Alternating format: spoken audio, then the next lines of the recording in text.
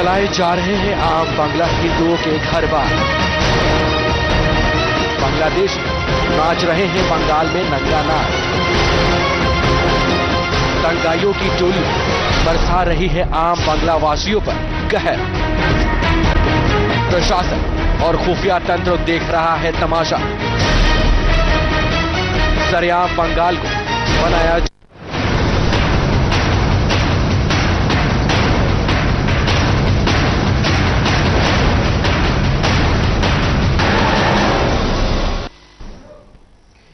नमस्कार, मैं हूं सुरेश चौहान की और आप देख रहे हैं बिंदास वर्ल्ड। बिंदास में फिर हम एक ऐसा मुद्दा लेकर आए हैं जिस पर आपको बोलना है। मुद्दा जुड़ा है हमारे बंगाल से। जी हां, इस देश के स्वतंत्रता संग्राम में जिसने क्रांतिकारकों की फौज दी थी, उस बंगाल के बारे में हम आज बात करेंगे। और जैसे कि आपने मोन्टाज में देखा, हम सवाल पूछ रहे क्या ये बंगाल बांग्लादेश बन रहा है। सवाल बहुत गंभीर है। कहने को तो बंगाल की मुख्यमंत्री का नाम ममता बनर्जी है, लेकिन ममता जी दीदी की यह ममता कुछ लोगों के साथ सौतेला व्यवहार और कुछ लोगों के साथ बहुत ही ज्यादा अपना प्यारापन दिखा रही है। और यह उनका किसी के प्रति प्यार और किसी के प्रति द्वेष या सौतेला व्यवहार राज्य को अब भारत से तोड़कर बांग्लादेश जैसी स्थिति पर लाया है। जी हां, इसके पहले भी वहां पर कम्युनिस्टों का शासन था।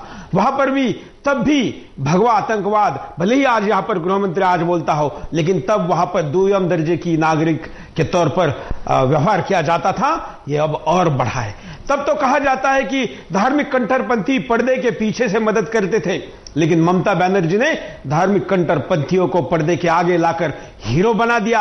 अब इनकी गुर्मी इतनी बढ़ गई है, इनका इतना हौसला बढ़ गया है कि अब खुलेआम बांग्लादेश में भी जो हो नहीं रहा वो बंगाल में हो रहा है। और उसके बावजूद भी वहां का प्रशासन मौन है। ममता बनर्जी एक तरफा निर्णय कर रही है और इस विषय पर 1 महीने पहले से हम उनके प्रशासन को लगातार संपर्क कर रहे, कई आंकड़ों को लेकर, लेकिन उनकी तरफ से कोई जवाब नहीं है। इसलिए हम आपके सामने बिंदास बोल में इस मुद्दे को लेकर आए हैं। क्या है आपका कहना? आप कॉल करके हमको बता सकते हैं, आप हमको फेसबुक के द्वारा भी बता सकते हैं, और आप अपनी सारी प्रतिक्रिया, अगर फोन नहीं लगता है तो www.sudarshannews.com पर भी दे सकते हैं। साथ में आप अपने घर में बैठते हुए भी वीडियो कॉल करके स्काइप पर अपनी बात को भी रख सकते हैं। आपकी सारी प्रतिक्रिया लेने के पहले नजर डालते हैं मुद्दे पे।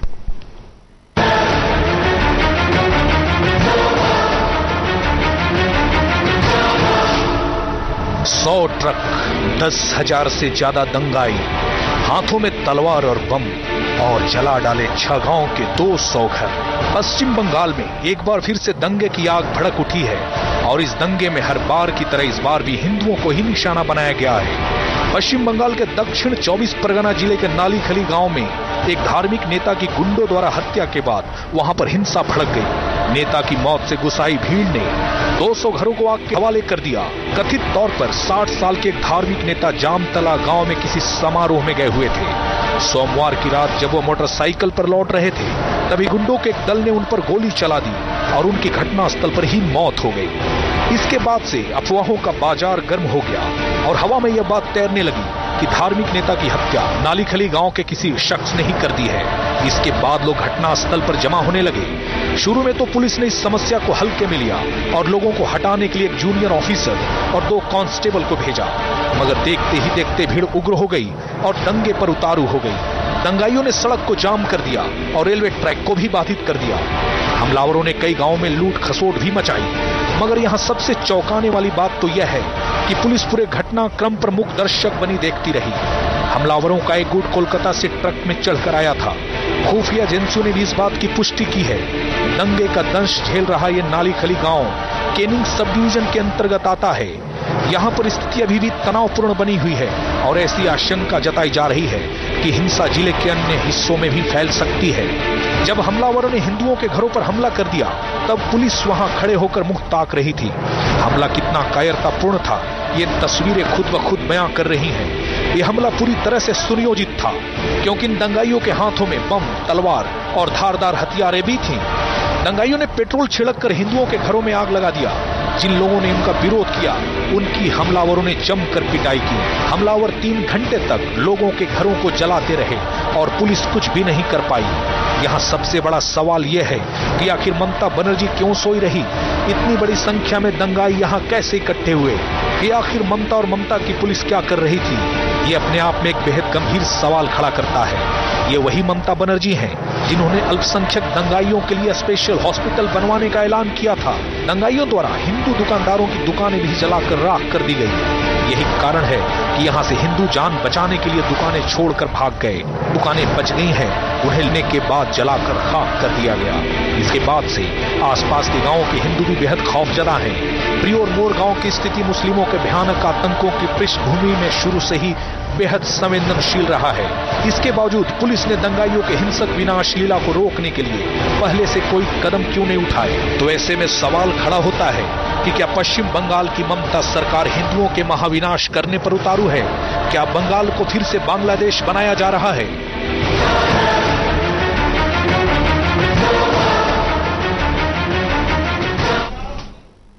आसाम में जो हुआ उसका ही ये बड़ा आरोप है, लेकिन आसाम की खबरें जैसे दब गई वैसे ही बंगाल की खबरें दब रही है। प्रिंट मीडिया से लेकर इलेक्ट्रॉनिक मीडिया में कहीं पर भी इसके ऊपर कोई रिपोर्ट तक नहीं दी गई, यहां तक कि स्क्रॉल भी नहीं चलाया गया। हम आपके सामने लगातार पिछले 3-4 दिनों से इस घटना को लेकर आ रहे हैं और आज बिंदास, जो कि आपकी आवाज का कार्यक्रम है, ये हो रहा है। आप कॉल करके अपनी बात को रख सकते हैं, अपनी व्यथा भी बता सकते हैं। देश के अन्य कॉलर भी बात करके अपनी इस विषय पर आए रख सकते हैं। हम कॉलर के पास चलते हैं। नमस्कार। वंदे मातरम अंकल। बोलिए। मैं सुधांशु शर्मा बीकानेर से बोल रहा हूँ। हाँ। सबसे पहले तो मुझे बहुत दुख है कि आपके द्वारा बेस्ट कॉलर के तौर पर आमंत्रण के बावजूद मैं मीडिया में अपने हीरो से मिलकर आपका आशीर्वाद प्राप्त करने से यह रह गया, क्योंकि मैंने 18 फरवरी के बजाय 18 मार्च समझ लिया था। भविष्य में मैं आपसे मिलना चाहूंगा, क्योंकि मैं भी आपको अपने आप को सुदर्शन का बाल पत्रकार नागरिक ही मानता हूँ। ममता जी स्वयं को जमीन से जुड़ी नेत्री मानती है, लगता है वो है भी, लेकिन क्या वे नहीं जानती कि पश्चिमी बंगाल में घुसे ये बांग्लादेशी देश और आपके बंगाल प्रांत की शांति व सुरक्षा के लिए कितना बड़ा खतरा है? सिर्फ राजनीतिक फायदे के लिए उस जमीन का भविष्य खतरे में डाल देना, जिसकी पुत्री होने की आप बात करती हैं, क्या ये उसी भूमि से धोखा नहीं है? इनकी आड़ में आतंकियों को देश में गतिविधियां चलाने का एक आधार भी मिलता है, जो बेहद गंभीर बात है। ममता आंटी प्लीज बंगाल को बांग्लादेश बनने से रोककर गुरुदेव रविंद्रनाथ टैगोर की धरा और अपनी जन्मभूमि बंगाल का कर्ज उतारने का प्रयास करिए। जय हिंद, जय भारत। धन्यवाद। हम तपन घोष जी को भी लाइन पर थोड़ी देर में लेंगे, जिन्होंने हमारे पास काफी कुछ जानकारी भेजी है। साथ में आप भी कॉल कर सकते हैं, अपनी बात को रख सकते हैं। हमारा स्काइप आईडी भी स्क्रीन पर चल रहा है। स्काइप आईडी हमारा सुदर्शन न्यूज है, जिससे कि आप सर्च करके अपनी रिक्वेस्ट भेज के अपनी बात को रख सकते हैं। आपकी बात रखने के लिए आपके पास कई तरीके, हमारे पास सोशल मीडिया में फेसबुक पर भी प्रतिक्रिया आनी शुरू हो गई है। आप भी अपनी प्रतिक्रिया दे सकते हैं फोन के द्वारा, एमएमएस के द्वारा, एसएमएस के द्वारा या स्काइप पर कॉल करके वीडियो के द्वारा। कई कॉलर हमारे साथ वेटिंग में है, लेकिन हम आपको दिखाते हैं कारण की क्या कारण है, जिस कारण है सवाल हम आपको पूछ रहे हैं। साजिश के तहत दंगाई हिंदुओं के घर जला रहे हैं। खुफिया एजेंसियों ने भी इस बात की पुष्टि की है कि दंगाइयों की भीड़ कोलकाता से ट्रकों में भरकर आई थी। भीड़ ने पुलिस के सामने ही कई सौ घरों को आग के हवाले कर दिया। हिंदुओं को धार्मिक अनुष्ठान ना करने देना। जो धार्मिक स्थल हिंदुओं के हैं, वहाँ भी हिंदुओं को पूजा नहीं करने दी जा रही। दंगाइयों की भीड़ अचानक से पूजा करते लोगों पर हमला कर देती है। मंदिरों को तोड़ा जा रहा है। पहले पंथी कैंडर और अब तृणमूल कांग्रेस के मुस्लिम नेताओं की मिलीभगत से मंदिरों को तोड़ा जाता रहा है। बंगाल प्रशासन का तमाशा देखना। को होने वाले दंगों जो बात सामने आई, उसमें पुलिस सबसे बड़ी विलन दिखी। प्रत्यक्षदर्शियों ने बताया कि दंगाई घरों को जला रहे थे और पुलिस तमाशा देख रही थी। हिंदुओं का कमजोर होना। 24 परगना जिले के हिंदुओं को कारोबार नहीं करने दिया जा रहा। गरीब हिंदू मजदूरी करके पेट पाल रहे हैं। हिंदुओं को भगाने की साजिश हो रही है। दंगाई चाहते हैं कि हिंदू यहां से भाग जाएं, जिससे उनकी संपत्ति पर दंगाई कब्जा कर लें। दंगाइयों का नया बांग्लादेश बनाने का सपना। दंगाई इस क्षेत्र से हिंदुओं को भगाकर एक नया बांग्लादेश बनाना चाहते हैं।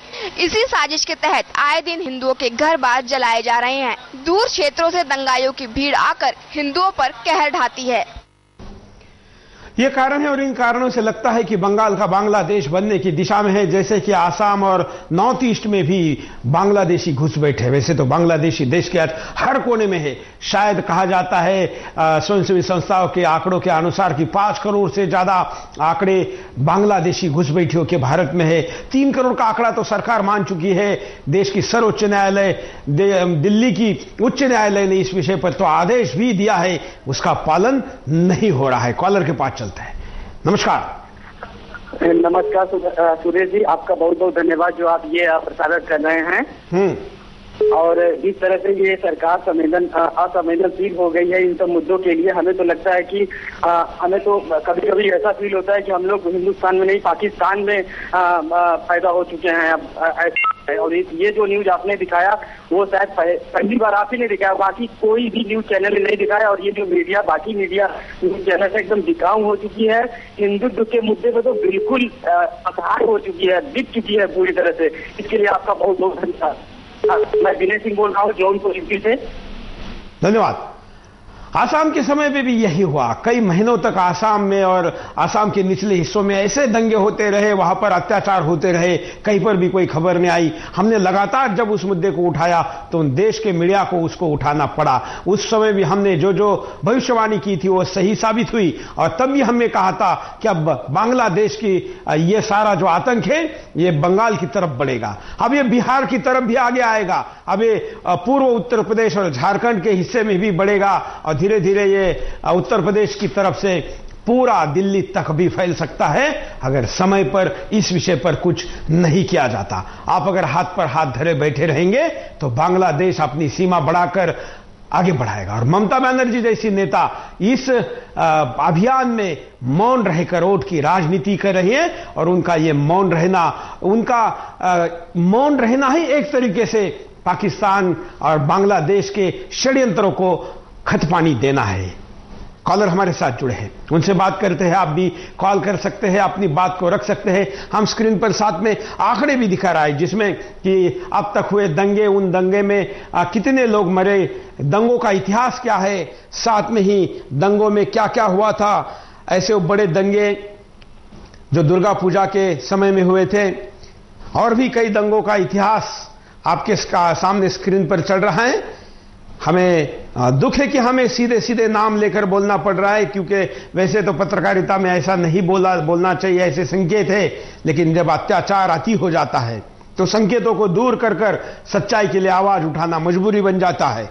और इसीलिए हम सीधे सीधे आपके सामने नाम लेकर आ रहे हैं। हमारे साथ वीडियो कॉलर भी जुड़ने जा रहे हैं। आप भी कॉल कर सकते हैं, अपनी बात को रख सकते हैं। हमारा स्काइप आईडी स्क्रीन पर चल रहा है, स्काइप पर भी आप कॉल कर सकते हैं। आप हमारे साथ फेसबुक के द्वारा भी जुड़ सकते हैं। आप अपनी बात को रखने के लिए हमारे सारे सोशल मीडिया की बात उपयोग उठा सकते हैं। कॉलर के पास चलते हैं। नमस्कार। हेलो, बोलिए। हेलो, आप लाइव में जुड़ चुके हैं, क्या कहना चाहते हैं?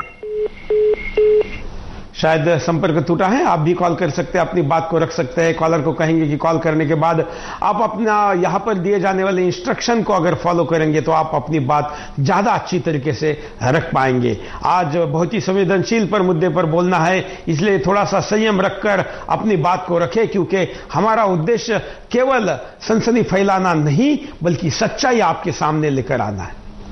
हमारे सामने ये दंगा पीड़ितों के कुछ विजुअल हैं, ये भी हम आपको दिखा रहे हैं। ये विजुअल भी हमारे दर्शकों ने, कुछ नागरिक पत्रकारों ने, कुछ हमारे पत्रकारों ने बंगाल से भेजे हुए हैं। इसको यूट्यूब पर, इंटरनेट पर भी डाला गया है। ये आसाम से जुलता हुआ एक तरीके से पूरा घटनाक्रम है। स्काइप पर चलते हैं। नमस्कार। हाँ जी साहब, मैं बोलना चाहता हूँ कि एक जो पार्टी है, कांग्रेस पार्टी है, अभी हाल ही में बांग्लादेश को इन्होंने 200 मिलियन यूएसडी देने का वादा किया। उसमें से 50 मिलियन यूएसडी उन्होंने बांग्लादेश को दिया। अच्छा, और ऊपर से कुछ 50 ट्रकें अशोका लेलैंड की इन लोग ने दी और उसके अंदर कुछ 25 ट्रकें नॉर्मल और कुछ 25 ट्रकें उन लोग एसी के देंगे। तो ये सरकार, मैं बोलना चाहता हूँ, ये तो पूरी बांग्लादेश की है। तो हैदराबाद अगर बांग्लादेश बन रहा है तो ये पूरी सरकार की साजिश है। इसके अंदर हम क्या करें? इसके अंदर सरकार पूरी मिली हुई है, इसमें सरकार का पूरा हाथ है। जो हैदराबाद में बम ब्लास्ट हुआ, इसके अंदर कांग्रेस का पूरा हाथ है। इसीलिए वो सीसी कैमरे का केबल कटी हुई थी। इनकी पूरी साजिश है। साजिश नहीं होगी तो अभी बांग्लादेश को पानी देने का बात कर रहे हैं। हमारे देश से पानी का सप्लाई बांग्लादेश को दिया जाएगा। ये सारी चीजें क्या हो रही है? बांग्लादेशी बना रहे, क्योंकि बांग्लादेशी बन रहा है। मैं यही बोलना चाहता हूं। धन्यवाद। वैसे तो हैदराबाद की बात भी इसमें उठी है, लेकिन हैदराबाद की बात आज हम इसलिए नहीं कर रहे कि आज हमने पहले से 2 दिन से घोषित करके बंगाल का विषय लिया था और उस विषय पर हमको न्याय देना है। इस विषय पर देश में बहस शुरू करनी है। सुदर्शन ने जब भी मुद्दा उठाया है, उस मुद्दे को हमने राष्ट्रीय अंतर्राष्ट्रीय स्वरूप तक लाने तक अपनी आवाज इस विषय पर लगा के रखी है और ये मुद्दे आगे आए भी है। ये मुद्दा भी हम चाहते हैं कि राष्ट्रीय स्तर पर आए। नमस्कार, बोलिए। नमस्कार सर। हाँ, ऐसा है सर कि ये जो मैं दिल्ली हरिद्वार से बोल रहा हूँ, बहादुर चौहान। हाँ। और जो है कि ये जो हिंदू और मुसलमान जहाँ भी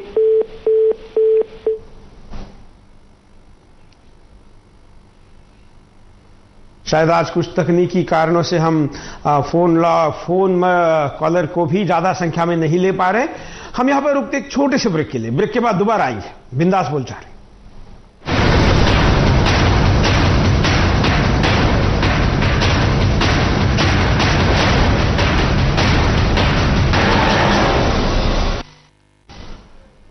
ब्रेक के बाद आपका एक बार फिर से स्वागत है। आप देख रहे हैं बिंदास बोलो और बिंदास में हम आपके सामने मुद्दा लेकर आए हैं कि क्या बंगाल बांग्लादेश बनने जा रहा है। अब तक के प्रत्येक कॉलर ने, अब तक के सारे सोशल नेटवर्किंग पर प्रतिक्रिया देने वाले लोगों ने, और हमने कल से ही इस विषय को जब से घोषित किया था, हमारे पास कई लाख प्रतिक्रिया आई है जो इस सवाल को सही ठहराती है, आशंका जताती है, भय दिखाती है, डर लगता है कि क्या अगर ऐसा होगा तो उसका जिम्मेवार कौन रहेगा। इसके पहले का शासन भी जिम्मेवार है, इसके पहले के शासन के साथ साथ केंद्र की सरकार भी जिम्मेवार है जो इस विषय पर मुंह बंद करके, आंख बंद करके और कान बंद करके बैठी है।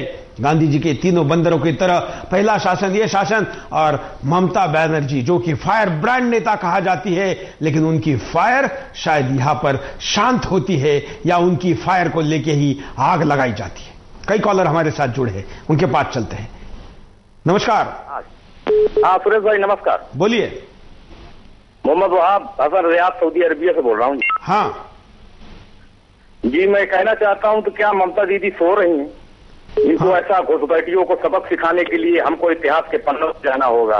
मराठा सेनापति इब्राहिम गर्दी आदमी तैयार करने होंगे जो इन घुसपैठियों, इन लुटेरों को मुंहतोड़ जवाब दे। बिल्कुल। कहां से बोल रहे हैं आप? हम रियाद सऊदी अरबिया से बोल रहे हैं। सुरेश भाई आपसे एक शिकायत भी, आप 10 साल से ये बिंदास बोल कर रहे हैं। आप उनपे जो इब्राहिम गर्दी मराठा सेनापति थे, उनपे भी एक प्रोग्राम के लिए बिंदास बोल किया। अभी भी दुश्मनों को जवाब देने के लिए इंडिया में इब्राहिम गर्दी, लाखों इब्राहिम गर्दी मौजूद है। बिल्कुल। आप कॉल करके अपनी बात को जरूर हमको बताइए डिटेल। ऐसे देश के कई अनाम वीर हैं जिन वीरों का इतिहास लोगों को सामने लेकर आना जरूरी है और बदलती परिस्थिति में इसकी जरूरत भी। हम वीडियो कॉलर के पास चलते हैं। नमस्कार। जय हिंद साहब। बोलिए। जय हिंद साहब। जय हिंद, बोलिए।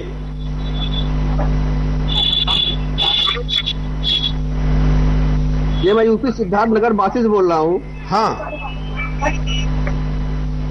मैं यही कहना चाहता हूँ कि ये सरकार जब खुद आतंकवादी को समर्थन दे रही है तो देश के बारे में क्या सोचेगी? बिल्कुल सही कह रहे हैं आप। सर ये कश्मीर, ये बांग्लादेश में जो बांग्लादेशी जो कर रहे हैं यहाँ के कलकत्ता में, ये जब ये ममता बनर्जी अब सत्ता में होती है तो सपोर्ट करती है, बाद में उसके लिए गाली देती है। धन्यवाद। हम आपको एक प्रतिक्रिया दिखाते हैं। भारत के पूर्व आईबी निदेशक अजीत डोभाल जी इस विषय पर कितनी गंभीरता के साथ मुद्दे को रखते हैं, देखिए। बंगाल की स्थिति में मुझे ये दिखाई देता है कि जहां जहां खतरों की इंटेंसिटी बढ़ती जा रही है, सरकार की उनसे मुकाबला करने की कैपेसिटी कम होती जा रही है। इसलिए जो गैप है वो इतना बढ़ता जा रहा है, और ये गैप जितना ही बढ़ता है उतना ही समाज के अंदर, सिविल सोसाइटी के अंदर में असुरक्षा की भावना अधिक होती है।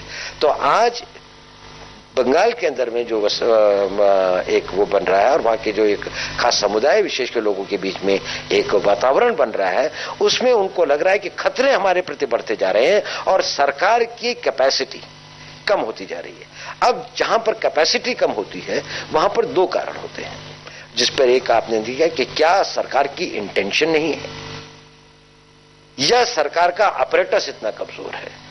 आज के संदर्भ में तो ये लग रहा है कि सरकार का इंटेंशन भी नहीं है और शायद कैपेसिटी में भी कमी आई है, और क्योंकि एक पॉलिटिकल इंटेंशन का होना इस तरह की चीजों में बहुत आवश्यक होता है, जहां पर कि विभिन्न समुदाय के लोग केवल एक सिक्योरिटी पर्सपेक्टिव में ही उनका महत्व नहीं होता, बल्कि उनका महत्व एक राजनीतिक संदर्भ में भी होता है।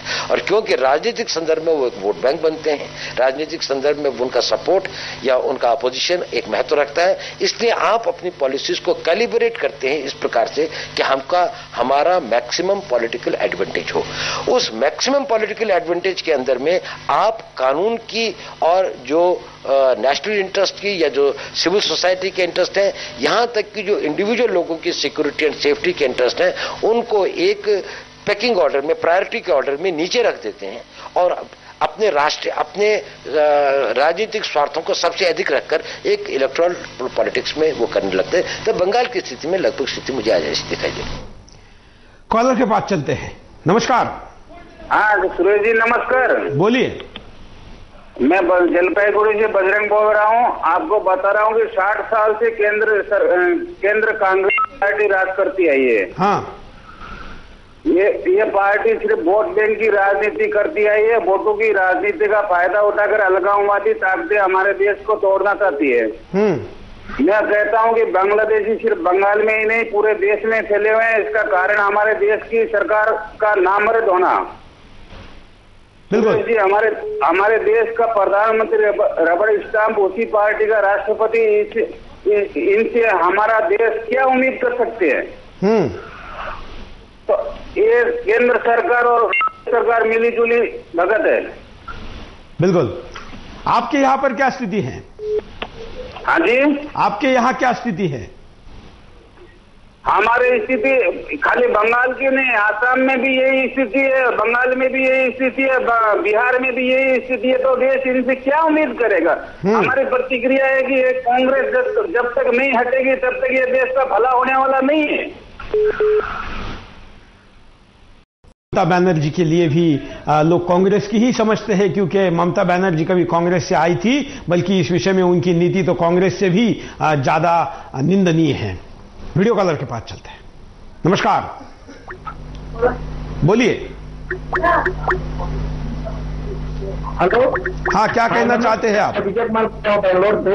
हाँ, हेलो सर। बोलते रहिए आप। बेंगलोर से। आज सर मैंने सुना था ममता बनर्जी बहुत अच्छा काम करे, लेकिन देखकर बहुत दुख हो रहा है। ऐसा अगर चलता था तो इस देश के लिए तो बहुत हानिकारक लोग हैं यहाँ पे। और केंद्र बोलते हैं कि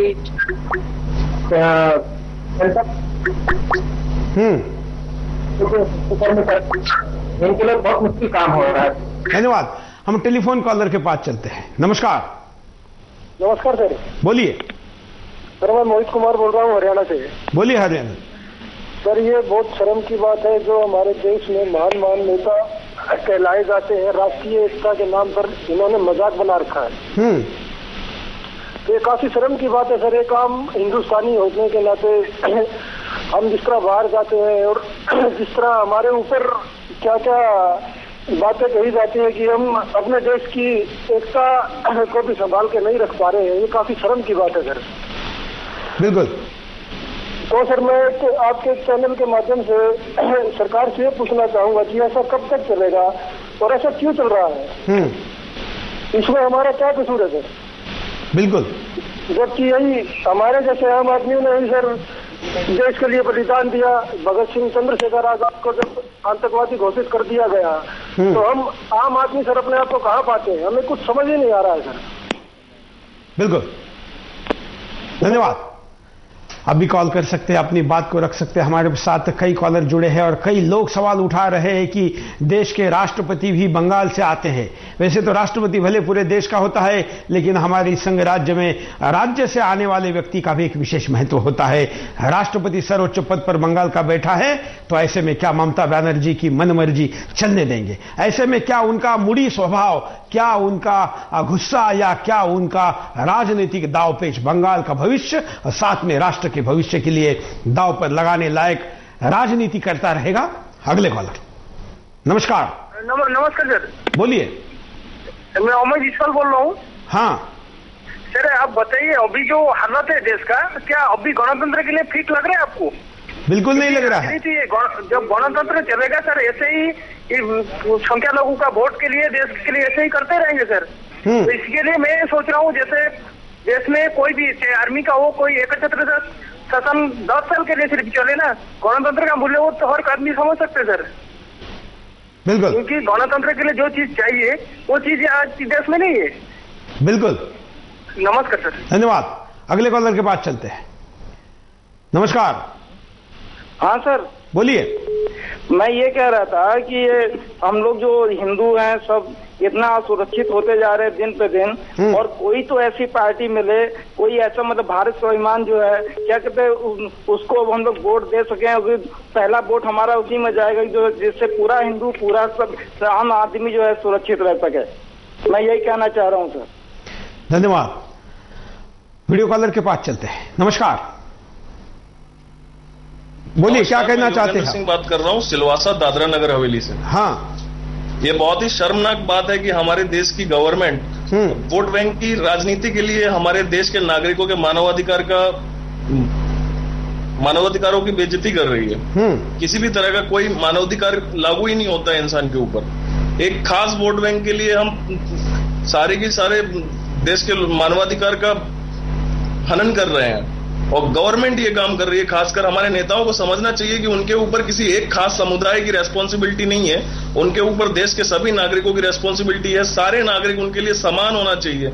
मैं तो बस इतना ही कहना चाहता हूं, अगर आपको हम लोगों ने चुन के एक अच्छी पोजीशन पे बिठाया है तो इसका मतलब ये नहीं, आपको पावर दिया है तो इसका मतलब ये नहीं कि आप अपने हिसाब से चलें। आप हमारे फायदे के लिए क्यों नहीं चलते हैं? किस दिन आप लोग सुधरेंगे, और जिस दिन आप लोग सुधरेंगे उसी दिन देश सुधरेगा, ये बात तो पक्की है। मैं इतना ही कहना चाहता हूं सर, धन्यवाद। धन्यवाद। बहुत अच्छी बात आपने कही, लेकिन ये भान या आभास और इस चीज का एहसास अगर देश के नेतृत्व को, राज्य के नेतृत्व को, लोक प्रतिनिधियों को होगा तो उन देश हमारी सारी समस्या सॉल्व होगी, लेकिन ऐसा नहीं हो रहा है। अगले कॉलर। नमस्कार। हाँ सर, नमस्कार। मैं उड़ीसा से बलराम बोल रहा हूँ। बोलिए बलराम जी। हाँ, मैं सारे बोल रहा था, ये सवाल सिर्फ हिंदू या मुस्लिम का नहीं है। देखिए, 1957 में जो हम लोग जो इंडिपेंडेंस मिला था हम लोग को, तो अंग्रेज से जितना भी आदमी आया था यहाँ पर इंडिया में, बहुत कम आदमी आया था, लेकिन वो 200 साल तक शासन करके यहाँ पर गया है। यार, ये बांग्लादेश जो है ना, वो 5 करोड़ से ज्यादा आ गए हैं यहाँ पर। तो यहाँ पर क्या करेंगे, और कुछ दिन में टोटल इंडिया को कंट्रोल में लेकर टोटल इंडिया पे राज करेंगे। बिल्कुल, ये जो बात है, ये लोग गवर्नमेंट को समझना चाहिए। जरूरत है अभी ऐसा रूल होना चाहिए, जितना भी बांग्लादेशी आ रहे हैं, ज्यादा से ज्यादा बांग्लादेशी आ रहे हैं, हम लोग को कुछ दिनों में पूरा अंग्रेजी 200 साल शासन किया, ये लोग ज्यादातर शासन कर लेंगे हम लोग को। बिल्कुल, धन्यवाद। बात धर्म की नहीं होनी चाहिए, ना नाम लेके होनी चाहिए, लेकिन जब राजनीति सीधे धर्म का नाम लेकर होती है, मारझाड़ जब धर्म का नाम लेकर होती है, दंगे जब धर्म का नाम लेकर होते हैं, तो उसकी रिपोर्टिंग, उसकी एंकरिंग, उसका प्रस्तुतिकरण धर्म के आधार पर करना मजबूरी हो जाता है। वीडियो कॉलर के पास चलते हैं। नमस्कार सुरेश जी। नमस्कार। बोलिए। नमस्कार सुरेश जी। हाँ, बोलते रहिए आप। सुरेश जी, पहले तो काफी दुख हुआ ये सारे फोटोज और ये वहां की सीनरी देख के। मुझे एक चीज समझ में नहीं आती, जिस बांग्लादेश को भारत ने बनाया, वो लोग हमारे सीने पे बैठ के हमारे पे जुल्म कर रहे हैं। ये पता नहीं कब तक चलते रहेगा ये हमारी। बिल्कुल, बिल्कुल हैदर भाई, हमारे सीने पे जिस बांग्लादेश को हिंदुस्तान ने बनाया, जिसको सारी दुनिया में पहचान दी, उसी के लोग हमारे सीने में बैठ के हमें इतनी तकलीफ दे रहे हैं। पता नहीं है कब तक चलते रहेगा। सरकार क्या कर रही है, लोग क्या कर रहे हैं, ममता बनर्जी क्या कर रही है। काफी दुख की बात है। मैं कुवैत से बोल रहा हूं, मुझे देख के अभी काफी दुख हुआ ये सब। बिल्कुल, धन्यवाद। यह हैदर भाई, भारत के एनआरआई, जो अनिवासी भारतीय, इस देश की सबसे ज्यादा चिंता करते, विदेश में बैठकर बिंदास को कई देशों में तो अब उल्टा समय होता है, वहां पर भी लोग जागते हैं, स्पेशली इसलिए कि अपनी देश की स्थिति, सच्चाई देख सके और उस पर अपनी प्रतिक्रिया दे सके। कॉलर के पास चलते हैं। नमस्कार सर जी। बोलिए। हेलो सर, नमस्कार। नमस्कार सर, मैं जम्मू से बोल रहा हूँ। हाँ सर, कुछ दिन पहले आपने ओवैसी का भी ऐसा चैनल बताया था, प्रोग्राम बताया था। हाँ। उसने यही कहा था कि हम हिंदुस्तान में खून की नदियां बहा देंगे। और आज उसकी सरकार ने उसको 2 दिन के लिए ड्रामा करके बंद करके छोड़ दिया, और आज हैदराबाद में उसके पड़ोस में इतना बड़ा दंगा हो गया सर। बिल्कुल। और यही बता रहे हैं, अगर आज तो ये देश, ये बांग्लादेश भी हमारे से वैसे ही टूटेगा जैसे एक दिन पाकिस्तान वाला उससे टूट गया था सर। बिल्कुल। तो सर ऐसा है कि ऐसे लोगों को, इन लोगों को गवर्नमेंट को इनके ऊपर कार्रवाई करनी चाहिए, चाहे वो किसी भी तबके से हो, किसी भी जात से हो, किसी भी बिरादरी से हो। सबसे पहले ये है कि हम हिंदुस्तानी हैं, हमारा जो मजहब है वो भी हिंदू है, हम हैं ही, हम हिंदू धर्म से जुड़े हुए। चाहे मैं एक सिख परिवार से बोल रहा हूँ सर, ताज्जुब होता है ऐसे लोगों को देखे कि हमने अब लोगों ने किस हाथ में अपनी बागडोर दे रखी है सर। धन्यवाद सर। बिल्कुल, धन्यवाद। अगले कॉलर। नमस्कार। नमस्कार सर। बोलिए। हाँ सर, मैं प्रमोद सैनी कानल से बोल रहा हूँ। बोलिए। सबसे पहले तो मैं आपको प्रणाम करता हूँ। हमारा भी आपको प्रणाम। जी सर। हमारा भी आपको प्रणाम। प्रणाम सर। तो मैं ममता बनर्जी का हालांकि यूपी में रहता हूँ, बहुत बड़ा फैन था, इनकी ईमानदारी वगैरह सुनता था सब। लेकिन आज इनका बारे में ये देख के मुझे बहुत दुख हो रहा है। और इन्होंने देश के हालात कैसे कर दिए, चारों तरफ चीन घेर रहा है, बांग्लादेश पे, इधर पाकिस्तान में, श्रीलंका में, तो इन्होंने कैसे हालात बना दिया। आखिर इनकी आंखें क्यों बंद हो रही है नेता, वो क्या चाह रहे हैं देश को। बिल्कुल, धन्यवाद। अगले कॉलर के पास चलते हैं। नमस्कार। नमस्कार। बोलिए। मेरा नाम विपिन है, मैं कतर से बोल रहा हूँ। हाँ। फिर मैं ये देख के मुझे बहुत दुख हुआ कि हर पार्टी जो आता है इसी बात को लेके आता है, इसलिए वोट बैंक का लड़ाई चल रहा है। ये काफी दुख वाला बात है। हर देश में हिंदू के ऊपर अत्याचार, ये काफी अफसोसजनक है। ये वोट का लड़ाई ना करके ये। बिल्कुल, धन्यवाद। अगले कॉलर के पास चलते हैं। नमस्कार। से बात कर रहा हूँ। हाँ। ये कांग्रेस के राज में सब ऐसा ही होता है क्या? सपोर्ट है हिंदुओं के साथ में अन्याय ही होता है। हाँ, तो ये जब ये मोदी आएगा तो ये देश का सुधार होगा। मोदी किससे डरने वाला नहीं है। मोदी आएगा तो देश का सुधार होगा, और सब पाकिस्तान वाला का सब मोदी से डरेंगे, और ये चाइना वाला भी डरेंगे। जो धन्यवाद। हम वीडियो कॉलर के पास चलते हैं। नमस्कार, बोलिए, क्या कहना है आपको? हाँ। जो लोग भी रहते हैं से उनका वजूद है, वो लोग भी देश को तोड़ने में लगे हुए हैं। उनको भारत में रहने का कोई हक नहीं है। भारत से उन्हें बाहर चले जाना चाहिए। जय हिंद। जय हिंद। धन्यवाद। देखिए, देश की महिलाएं भी बाहर आकर इस स्थिति के खिलाफ अपनी आवाज को उठा रही है। देश के तमाम लोगों को चुप बैठकर इस विषय के लिए कुछ करने की जरूरत है। अगले कॉलर। नमस्कार। नमस्कार। बोलिए। हेलो। हाँ, क्या कहना है आपको? हेलो। हाँ। हाँ, मैं डॉक्टर भारती बोल रहा हूँ, पुणे से। बोलिए। हाँ, जय श्री राम। जय श्री राम। बोलिए आप। हाँ, जय श्री राम सर। हाँ, मैं कह रहा हूँ कि बांग्लादेश में जो हो रहा है, बोलिए। हाँ, हिंदुओं के साथ जो हो रहा है। हेलो। धन्यवाद। हम कॉलर को कहेंगे कि जब भी आपका कॉल कनेक्ट होता है तो आप सीधे अपनी बात को रखिए। अपनी बात एक शब्द कहेंगे, टीवी पर सुनने के मोह में अब अपनी बात को पूरी तरीके से रख नहीं पाएंगे। इसलिए जो भी आपको कहना है, कॉल कनेक्ट होने के बाद आप लगातार अपनी बातचीत को जारी रखिए। अगले कॉलर के पास चलते हैं। आप भी कॉल कर सकते हैं। नमस्कार। हाँ। बोला, अभी जो घटनाएं हुआ, तापस चौधरी नाम का पुलिस ऑफिसर मर्डर हुआ, तो उसमें जो इकबाल नाम का जो शख्स है उसको अभी अरेस्ट नहीं किया है। हाँ, तो किस लिए? मुस्लिम होने के कारण अरेस्ट नहीं। धन्यवाद। अगले कॉलर के पास चलते हैं। नमस्कार। हेलो, बोलिए। हाँ, क्या कहना है आपको? हाँ, हम कलकत्ता से बोल रहे हैं। हाँ हाँ, कलकत्ता से हम बोल रहे हैं। बोलिए। हाँ, बोला ममता जी जो, हाँ, ममता जी जो देख रहा है, जो जितना राजनीति कर रहा है, हाँ, वो राजनीति में जो पब्लिक को जो बोलना चाहिए पब्लिक के ऊपर में, उससे ज्यादा बोलते रहते हैं।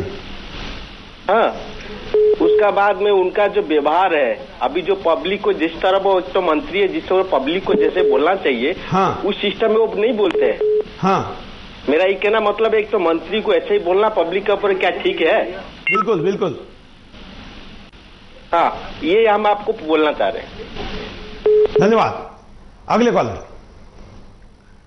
नमस्कार। नमस्कार भैया। बोलिए।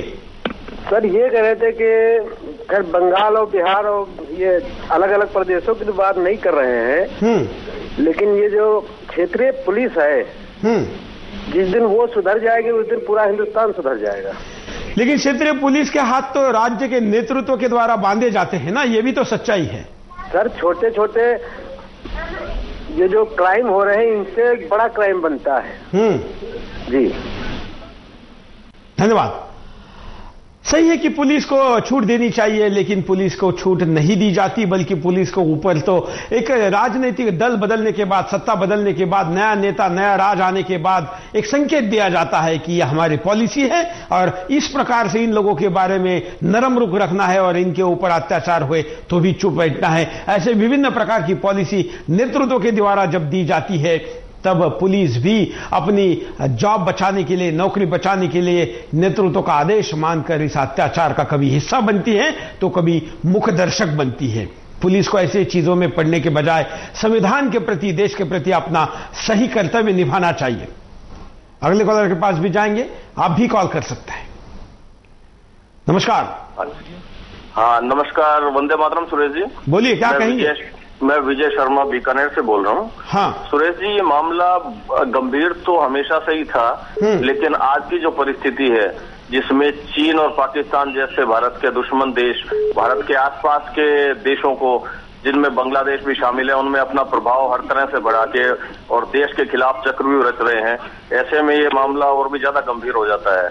और जैसा कि अभी डोभाल साहब ने कहा था कि इसके दो कारण हैं, तो सरकार में इच्छा शक्ति नहीं है या सरकार के पास साधनों की कमी है। तो उसी बात को मैं बढ़ाते हुए कहना चाहता हूँ कि मुख्य बात है कि सरकार और नेताओं में इच्छा शक्ति की कमी है। अगर इच्छा शक्ति होगी तो साधन तो अपने आप तैयार किए जा सकते हैं, उसमें कोई टाइम नहीं लगता। हम तो चांद पे पहुंचने की बात कर रहे हैं, ये साधन कोई बड़ी बात नहीं है। इच्छा शक्ति की कमी है, मर्दानगी की कमी है, और वही सबसे बड़ी समस्या है। जय हिंद, धन्यवाद। बिल्कुल, धन्यवाद। वीडियो कॉल के लिए चलते हैं। नमस्कार। हाँ सर, मैं ये बोल रहा हूँ, जो आपका जो चैनल है ये बांग्लादेश के बारे में जो बता रहे हैं, बहुत अच्छा बता रहे हैं, लेकिन इंडिया गवर्नमेंट सर बांग्लादेश को शेल्टर क्यों दे रही है सर? बिल्कुल, इंडिया बांग्लादेश को शेल्टर दे रही है, ये चीज गलत है। धन्यवाद।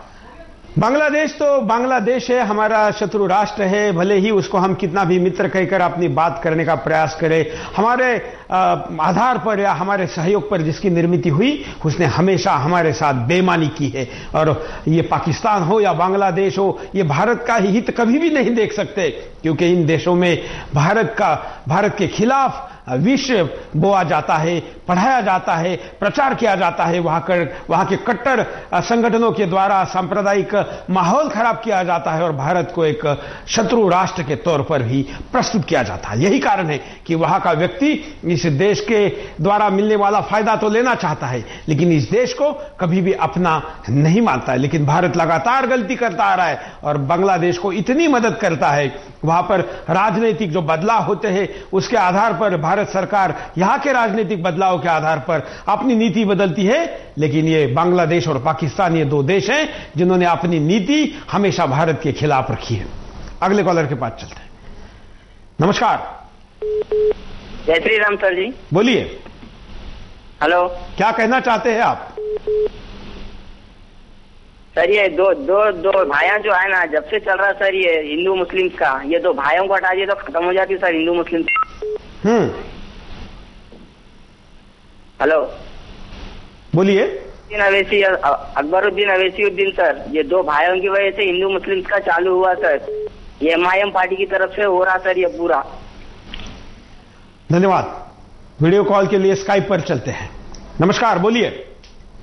सुरेश जी प्रणाम, मैं राजकमल बोल रहा हूँ हरिद्वार से। हाँ सर, जिस प्रकार से बंगाल के अंदर ये मुस्लिम तुष्टीकरण के कारण बांग्लादेशी घुसपैठियों को घुसा के भारत के अंदर में बसाया जा रहा है और वहाँ के मूल निवासियों को बिल्कुल क्या है कि निकाल के बाहर करने का ये प्रयास है। जिस प्रकार से कश्मीर के अंदर से पंडितों को बाहर निकाल दिया गया, अब बंगाल के अंदर से हिंदुओं को निकालकर वहां पर दोबारा इस तरह से मतलब मुस्लिमों को बसाया जा रहा है, ये गलत है। धन्यवाद। हम आपको MMS दिखाते हैं, कुछ MMS क्या कहते हैं। हमारे यहाँ की सरकार मुस्लिम दंगे को बढ़ावा दे रही है। यहाँ पे जो हो रहा है इसको पश्चिम बंगाल को यहाँ पे बांग्लादेश बनाने के चक्कर में है, इतना बढ़ावा मिल रहा है। इस टाइम पे हम बहुत परेशान हैं। हम सब भाई भाई मानते हैं पर कोई भाई मानने को तैयार नहीं है। अभी कुछ हुआ है तो बताइए, जितने मुस्लिमों ने हमारे यहाँ पे हमला कर दिया, हमारे घर में भगवान की तस्वीरें, पूजा पाठ, फैमिली में बच्चों को दिक्कत तक आई है। इस बार यह स्थिति है। हम भले ही भाई माने वो भाई मानने को तैयार नहीं है। जमीन पर ग्राउंड जीरो से रिपोर्ट है। हम यहां पर रुकते एक छोटे से ब्रेक के लिए, ब्रेक के बाद दोबारा आएंगे। बिंदास बोलचाल।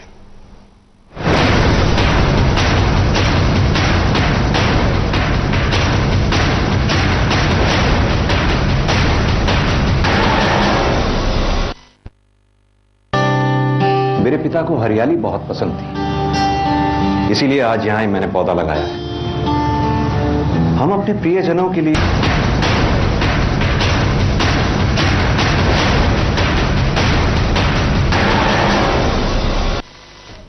ब्रेक के बाद आपका एक बार फिर से स्वागत है। आप देख रहे हैं बिंदास बोल, और बिंदास में आपके सामने मुद्दा लेकर आए हम कि क्या बंगाल बांग्लादेश बनने जा रहा है। देश विदेश में बैठे लोग जो भी हम रिपोर्ट दिखा रहे हैं उसको देखकर दहल गए हैं। उनको लग रहा है कि यह क्या हो रहा है, और देश का तमाम मीडिया उनके सामने इस तथ्य को क्यों नहीं ला पा रहा है। बंगाल से भी, देश भर से भी विभिन्न लोगों की कई प्रतिक्रिया हम तक आकर यही कहती है कि ममता बनर्जी की ममता कहाँ गई है। आइए, कई कॉलर हमारे साथ जुड़े हैं, उनके पास चलते हैं। आप भी कॉल कर सकते हैं, अपनी बात को रख सकते हैं। नमस्कार, बोलिए। मैं अंकिता जम्मू से बोल रही हूँ। हाँ। मैं पश्चिम बंगाल की सरकार, जिसमें स्पेशली ममता बनर्जी की जो मुख्यमंत्री हैं, मैं उनसे निवेदन करना चाहती हूँ कि दंगाइयों को किसी भी कीमत पर कोई भी लिफ्ट नहीं दी जानी चाहिए। मैं वैसे हैरान हूँ कि गुजरात के गोधरा की जो बेसिक प्रॉब्लम थी वो कुछ हो रही थी, यानी कि ट्रेन में कार सेवकों को जिंदा जलाना, लेकिन इसको गुजरात दंगों का नाम दे दिया गया और 10 साल से भी ज्यादा उस पर हो हल्ला मचाया गया। और हमारे वोट बैंक के भूखे भिखारी तथा वो कुछ मीडिया वाले भी शामिल हैं जिन्होंने वेस्ट बंगाल के दंगों पर भी कोई न्यूज देना उचित नहीं समझा। मैं उम्मीद करती हूँ कि आपके चैनल से प्रेरणा लेकर बाकी सभी चैनल इस पर कवरेज देंगे तथा ममता बनर्जी और कैबिनेट के उन मंत्रियों को जो जिन्होंने दंगों पर कड़ा संज्ञान लिया है, उनको भी थोड़ी शर्म आएगी तथा दंगाइयों को जेल की सलाखों के पीछे वह डालेंगे जो उनकी सही जगह है। धन्यवाद। धन्यवाद। हमारे साथ तपन घोष जी जुड़ रहे हैं बंगाल से, हम उनसे बात करते हैं। तपन जी, आपका स्वागत है। क्या कहेंगे आप? हेलो, शायद तपन घोष जी से हमारा संपर्क टूट गया है। हम दोबारा उनसे बात करने का प्रयास करेंगे। आप भी अगले कॉलर से बात करेंगे, देखते क्या कहते हैं। हेलो सर, सूरज जी नमस्कार। नमस्कार, बोलिए। सर, मैं वेस्ट बंगाल का रहने वाला हूँ। मैं फिलहाल कोयम्बटूर से बोल रहा हूँ। हाँ। ममता जी की पहले जो सरकार बने थे, CPM थे, उसके अमल में जैसे गंदरगोल होता था, अब ममता बनर्जी का अमल भी ऐसे हो रहा है। ऐसे होगा तो हमारा बंगाल को नष्ट करते रहेगा। लेकिन एक भी राजनीति पार्टी हमारा अगले आंखों के सामने नहीं आ रहा है। क्या सच्चा आदमी आ रहा है, क्या करे? इस वक्त हम लोग केंद्र को भी इसके बारे में देखना चाहिए। हमारे राज्यों में प्रणब मुखर्जी जैसा राष्ट्रपति दिया है, फिर भी हमारा राज्य का कोई सुरक्षा नहीं दिखाई दे रहा है। या अभी चुनाव में कितना लोगों को जान जा रहा है। पहले तो हम लोगों का घर में आग लगा देता था। हम ऐसे हो तो फिलहाल वेस्ट मिदनापुर डिस्ट्रिक्ट का हो। धन्यवाद। वीडियो कॉलर के पास चलते हैं। नमस्कार, बोलिए क्या कहना है। ठीक है,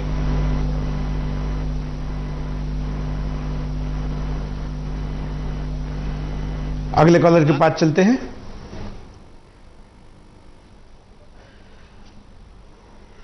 हेलो। जी, मैं फैजाबाद अयोध्या से बोल रहा हूँ। जी, मैं बताना चाहूंगा कि ये कांग्रेस सिर्फ अपने वोट बैंक की राजनीति कर रही है, इसके सिवा वो कुछ नहीं कर रही है।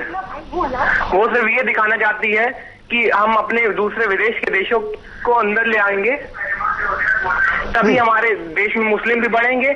पूरा मुस्लिम तुष्टीकरण की यही वो अपने देश में मुस्लिमों को घुसा रही है और वो बेवजह हिंदुओं को खराब करने में तुली हुई है। जिस तरह कश्मीर में कश्मीरी पंडितों को मारा गया, उसी तरह ये बंगाल को छोटा बांग्लादेश बना के और छोटा पाकिस्तान बना रही है। अभी कल ही मुलायम सिंह यादव बोले थे कि पाकिस्तान का छोटा भाई है भारत का, लेकिन उसने अभी कल ही धमाके कर दिए हैदराबाद में। इसके पीछे पूरा कारण है पाकिस्तान का, और यही जो मुस्लिमों के लिए वोट बैंक की राजनीति हो रही है और ओवैसी जैसे पूरा भारत को खत्म करना चाह रहे हैं। उन्हीं के कारण ये सब ब्लास्ट हो रहे हैं, और जहाँ पे वो भगवान की पूजा नहीं करने देते वहीं पे ब्लास्ट हो रहे हैं। इसका मतलब साफ है कि जहाँ भगवान की पूजा नहीं होगी वहाँ ये सर्वनाश तो होगा ही। जय हिंद, जय भारत। धन्यवाद। हम आपको परिणाम दिखाते हैं कि क्या परिणाम होंगे, देखिए। कट्टरपंथी ताकतों का एक और बांग्लादेश बनाने का सपना साकार हो जाएगा। जिस तरह से पाकिस्तान बनाने के लिए मुस्लिम लीग ने कलकत्ता में भीषण दंगे कराए थे, ऐसा ही कट्टरपंथी फिर दोहराना चाहते हैं। बंगाल में हिंदुओं की स्थिति पाकिस्तानी हिंदुओं से भी बदतर हो जाएगी। जिस तरह से आए दिन बंगाल में हिंदुओं के घर बार जलाए जाते हैं, मंदिरों को तोड़ा जाता है, नाबालिग बच्चों के साथ रेप किया जाता है, ऐसा ही पाकिस्तानी हिंदुओं के साथ हो रहा है। बंगाल में मंदिरों को तोड़ा जाता रहेगा। जिस तरह से प्रशासन दंगाइयों पर कार्रवाई के नाम पर तमाशा देखता रहता है, उससे आने वाले वक्त में भी हिंदुओं के धार्मिक स्थलों को तोड़ा जाता रहेगा। कुछ दिन में ऐसा होगा कि ममता बनर्जी बंगाल की बजाय बांग्लादेश की मुख्यमंत्री होंगी। जिस तरह से ममता बनर्जी के राज में हिंदुओं पर कहर ढाया जा रहा है, ये नया बांग्लादेश बनाने के संकेत हैं। लगता है खुद ममता बनर्जी भी ऐसा ही चाहती हैं। देश के सीमावर्ती इलाकों में फिर बंटवारे की चिंगारी भड़क जाएगी। कट्टरपंथी एक साजिश के तहत देश के सीमावर्ती इलाकों में मुस्लिम जनसंख्या को बसाया जा रहा है। उसके बाद यहाँ से हिंदू समुदाय को भगाया जाता है। फिर यहाँ शासन और प्रशासन पर दबाव बनाकर सारी नीतियाँ अपने पक्ष में करा ली जाती हैं। वीडियो कॉलर के पास चलते हैं। नमस्कार, बोलिए। हाँ, हेलो सुरेश जी, नमस्कार। नमस्कार। कनाडा विनिपेग से बात कर रहा हूँ। हाँ, ये जो ममता बनर्जी ने कार्य किया है, ये अच्छा कार्य नहीं है। बंगाल को बंगाल ही रहने दें, बांग्लादेश बनाने की कोई जरूरत नहीं है। हाँ, बिल्कुल, धन्यवाद। अगले कॉलर के पास चलते हैं। कनाडा से कॉलर अपनी बात को रख रहे थे। आपने देखा कि विदेश में बैठ रहे भारतीयों को तो ज्यादा चिंता है क्योंकि वो विदेश में भारत को रिप्रेजेंट करते हैं, लेकिन हमारे यहाँ पर बैठे लोगों को इस विषय की शायद चिंता ज्यादा नहीं है, इसलिए हम बाकी चीजों में व्यस्त है। हम आपको उपाय दिखाते हैं कि क्या उपाय होंगे, देखिए। ममता बनर्जी कट्टरपंथियों के हाथ में ना खेलें। वामपंथियों की तरह ममता बनर्जी भी कट्टरपंथियों के हाथों में खेल रही हैं। ममता बनर्जी जानती हैं कि कट्टरपंथी दंगों की साजिश रच रहे हैं, मगर मुख्यमंत्री तमाशा देखने के अलावा कुछ नहीं कर रही। मुख्यमंत्री को याद रखना चाहिए कि वो बांग्लादेश की नहीं बल्कि बंगाल की मुख्यमंत्री हैं। जिस तरह से पाकिस्तान और बांग्लादेश में हिंदुओं पर कहर ढाया जा रहा है, वैसे ही बंगाल में हिंदू कट्टरपंथियों के अत्याचारों का शिकार हो रहे हैं। प्रशासन कट्टरपंथियों का नहीं, दंगा पीड़ितों का साथ दे। जिस तरह से प्रत्यक्षदर्शी बता रहे हैं कि दंगाई घरों को जलाते रहते हैं और पुलिस तमाशा देखती रहती है। प्रशासन को ऐसे वक्त हिंदुस्तान के प्रति अपनी शपथ को याद रखना चाहिए। राष्ट्रवादी संगठन दंगा पीड़ित हिंदुओं की मदद करे। जो देश के राष्ट्रवादी संगठन हैं, वे आगे आकर दंगा पीड़ित हिंदुओं की मदद के लिए आगे आएं। इससे दंगा पीड़ितों को कम से कम ये तो एहसास होगा कि वो पाकिस्तान में नहीं हिंदुस्तान में रह रहे हैं। केंद्र सरकार ममता बनर्जी को राष्ट्रधर्म निभाने को कहे। ममता बनर्जी की पार्टी के नेता ही दंगों में शामिल दिखाई दे रहे हैं। ऐसे में आप कैसे उम्मीद कर सकते हैं कि दंगा पीड़ितों को न्याय मिलेगा? इसलिए केंद्र सरकार ममता बनर्जी पर दबाव बनाए। तपन घोष जी हमारे साथ जुड़े हैं। तपन जी, आपका स्वागत है बिंदास में। क्या कहेंगे इस मुद्दे पर आप?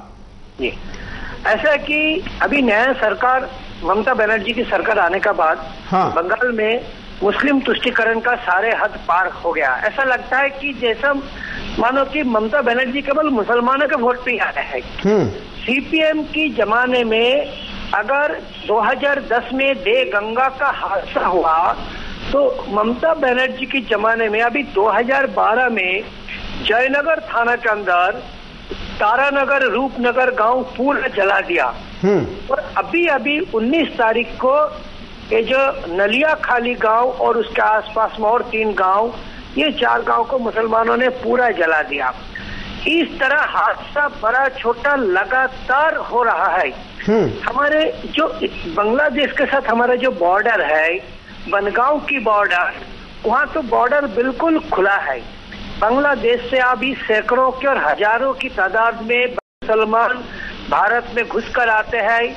आप लोग हैरान हो जाएंगे कि हम बॉर्डर पे जाकर देखते हैं, आप भी आएंगे तो आपको देखने को मिलेगा कि छोटा सा नदी है। बिकाल 4 बजे से नदी के उसके अंदर से गांव से लोग आकर वहाँ इकट्ठा होने लगते हैं। और अंधेरा होते ही वो लोग बॉर्डर पार करके भारत में घुस जाता है। यहाँ लोगों का घरों में हमला करता है। यहाँ का गायें ले जाते हैं, कभी चुरा के कभी खरीद के। यहाँ भी उस गाय को बेचने के लिए यहाँ गाय का जमा हुआ रखा है, गोडाउन बना हुआ है, उसको ले जाते हैं। मतलब इस बार से दिखता है कि वहाँ लोग इकट्ठा हो रहे हैं, फिर इधर आ रहे हैं। और इसमें हमारे बॉर्डर में रहने वाले हमारे जो ग्रामीण वासियों है, उनका तो सारे फसल खराब हो जाता है, उनका घरों का प्रांगण से जाता है, उनके वो खाने का थाली के ऊपर से वो गायों को ले जाता है। इस तरह। और आप लोगों का पता होगा कि जो फर्जी नोट जो आता है, फेक करेंसी, वो तो सारे के सारे हमारे मालदा और मुर्शिदाबाद के बॉर्डर से ही आता है। और ऐसा इसमें कहीं कुछ रुकावट नहीं है। आज की तारीख में हमारे बॉर्डर में रहने वाले ग्रामवासियों का स्वयं की सुरक्षा स्वयं को करना पड़ता। और बहुत कष्ट की बात यह है कि हमारे मनमोहन सिंह जी का पता नहीं क्या मजबूरी है, उन्होंने बीएसएफ को ऑर्डर दे दिया कि सरहद पर गोली नहीं चलाना। और ये जानकारी सबको, ये तो छिपा नहीं रहता, तो बांग्लादेश के लोगों को जानकारी मिल गया, इसलिए सैकड़ों की संख्या में आ जाता है। अब बेचारा बीएसएफ 2-2, 4-4 का टोली में वो चौकी देते हैं, पेट्रोलिंग करते हैं। अब 100-200 बांग्लादेश के लोग आ गए तो बेचारा हमारे बीएसएफ के जवान डंडा लेकर क्या करेंगे? वो गोली नहीं चला सकते, मना कर दिया दिल्ली से। और इसका सहारा लेकर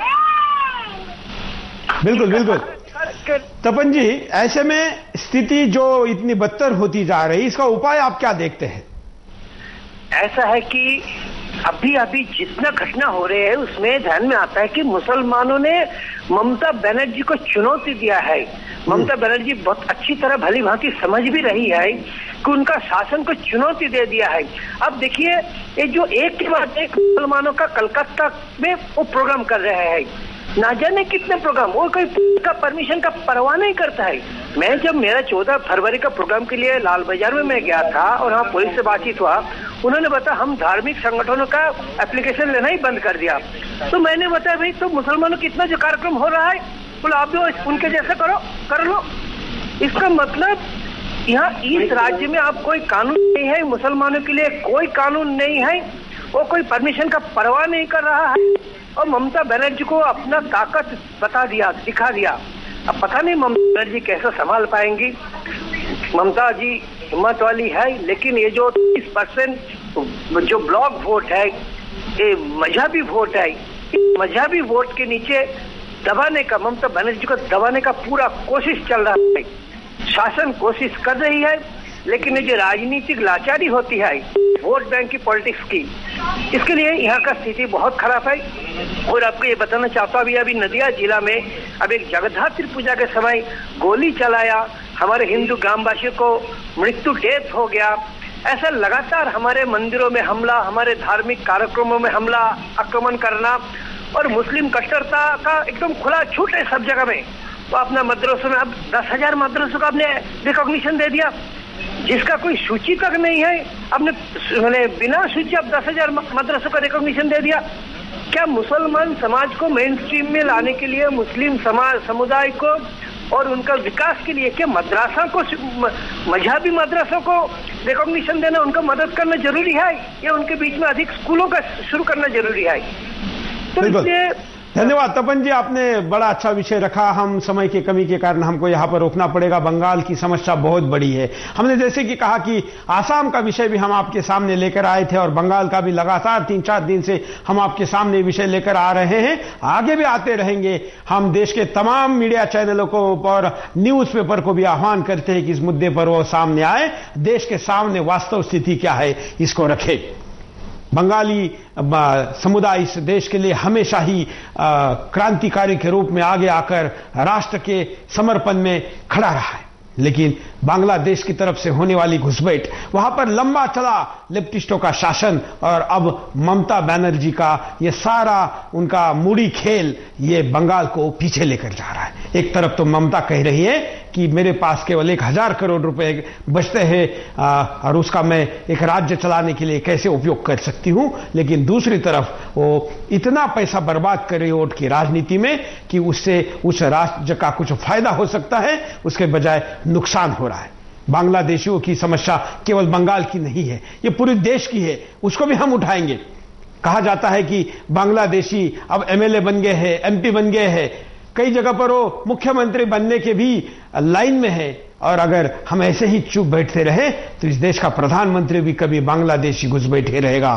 तब ना केवल बंगाल, ये पूरा हिंदुस्तान बांग्लादेश बन जाएगा। क्या अगर इसको ऐसे बनने देना है तो चुप बैठिए, और अगर इसको रोकना है तो आवाज उठाइए। आज के लिए इतना ही। जय हिंद।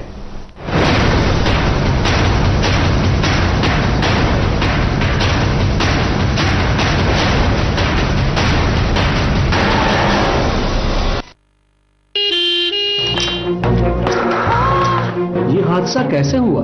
रसोई में काम कर रही थी, अचानक प्रेशर कुकर फट गया। लेकिन ये तो जानलेवा भी हो सकता था। क्या प्रेशर कुकर आईएसआई मार्क नहीं था? ISI mark? हाँ, गुणवत्ता और सुरक्षा की निशानी। भारतीय मानक ब्यूरो द्वारा कड़ी जांच पड़ताल के बाद निर्माताओं को आईएसआई मार्क लगाने का लाइसेंस दिया जाता है। आईएसआई का निशान 50 सालों से भी ज्यादा ग्राहकों के भरोसे और सुरक्षा की पहचान। जागो ग्राहक जागो।